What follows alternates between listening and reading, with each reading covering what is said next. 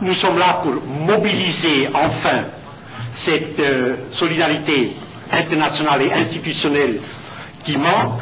Je vais faire ça très vite, la situation normative du droit international est absolument claire. Vous savez que l'article 2 de la Charte des Nations Unies dit que l'organisation est fondée sur le principe de l'égalité souveraine des membres, donc respect absolu de la souveraineté des membres, mais sauf dans un cas, quand il y a la responsabilité to protect. Et alors il y a deux résolutions que vous connaissez par cœur du Conseil de sécurité, 96 et 98, 1996-98.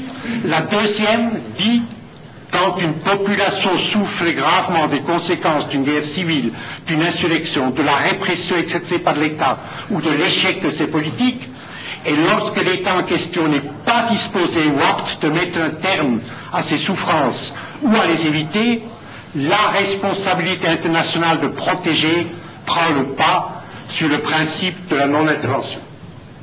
Au niveau du droit international, pour dire normativement, il y a une clarté absolue. Ashraf, c'est le cas où la responsabilité de protéger est engagée.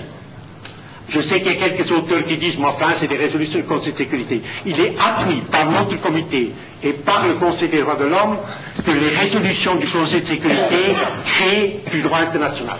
Donc au niveau du droit international, la responsabilité de protéger incombe à la communauté internationale, ici représentée par les Nations Unies.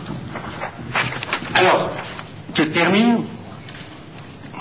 Nous sommes ici pour que Ashraf vive, continue à rayonner, pas vive dans la clandestinité, continue à rayonner, à témoigner. Et ce témoignage est beaucoup plus important encore qu'il y a une année à cause des révolutions arabes. À cause des révolutions arabes. Parce que vous avez là des résistants musulmans. De foi, pas musulmans de parole simplement, des hommes et des femmes de foi profond, musulmans, qui incarnent au danger de leur vie, au prix de leur vie, incarnent nos valeurs. Enfin, nos valeurs. J'ai même honte de dire que je suis européen quand je vois ce qui se passe à Bruxelles et ailleurs. Mais enfin, les valeurs universelles de la démocratie, de la liberté et de l'autodétermination.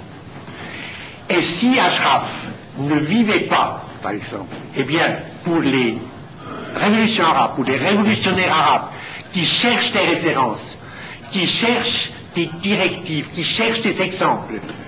Je le dis, je reviens d'une mission pour le Conseil en Afrique du Nord. Il est tout à fait évident que de l'Égypte aux montagnes de Nafous, en Libye de l'Est et en Tunisie, tous les jeunes cherchent des références, des exemples à suivre.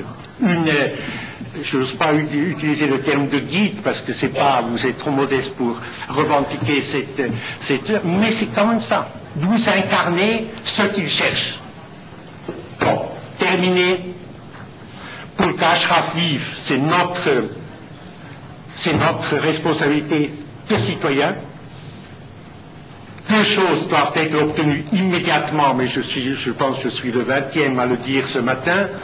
C'est la présence physique des Nations Unies dans le camp et sur le territoire d'Ashraf permanente, pas des visites de temps en temps de l'UNAMI, comme c'est le cas jusqu'à maintenant, mais une présence permanente d'observateurs à l'intérieur de la ville d'Ashraf, avec le drapeau des Nations Unies.